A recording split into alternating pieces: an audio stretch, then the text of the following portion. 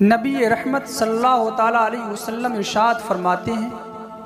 دنیا میں 4 شخص ایسے ہیں کہ جن کو جنت میں جانے سے کوئی شے نہیں روک سکتی۔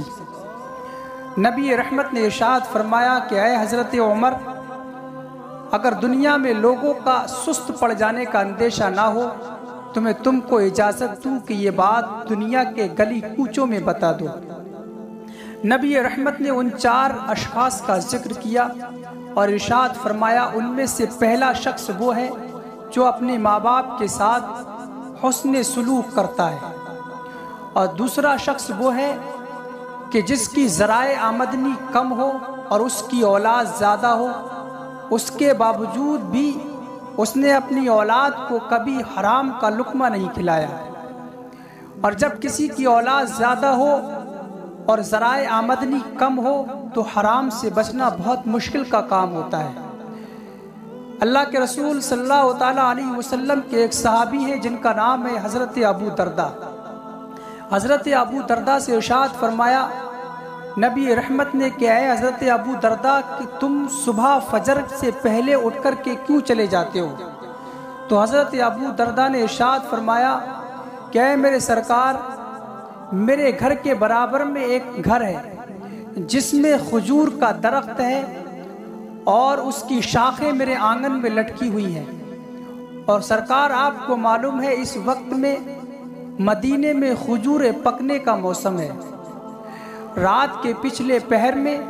جو ہوا چلتی ہے اس کی وجہ سے کھجوریں ٹوٹ کر میری آنگن میں گر جاتی ہیں۔ میں صبح فجر کے وقت سے پہلے اس لیے جاتا ہوں کہ ان کھجوروں کو اٹھا کر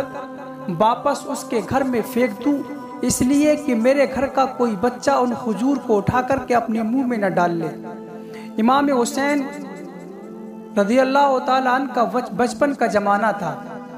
اس وقت میں امام حسین مسجد نبوی میں آئے، وہاں سرکار تشریف فرما تھے اور ایک جانب صدقے کی کھجوروں کا ڈھیر لگا ہوا تھا۔ امام حسین دوڑ کے آئے، کھجور کو اٹھایا، اپنے منہ میں ڈال لیا۔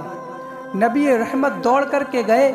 سرکار نے اپنی انگلی کو ڈال کر امام حسین کے حلق سے کھجور کو باہر نکال لیا۔ یہ سرکار صلی اللہ تعالیٰ علیہ وسلم کا قول ہے کہ اگر جس کی ذرائع آمدنی کم ہو اور اس کی اولاد زیادہ ہو تو اس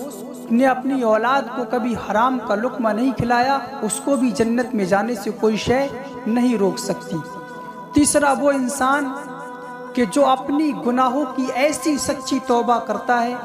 کہ جس طریقے سے بھینس کے تھن سے نکلا ہوا دودھ اس کے تھن میں واپس نہیں جا سکتا،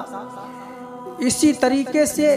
گناہ کرنے والا انسان اپنے گناہ سے توبہ کرنے کے بعد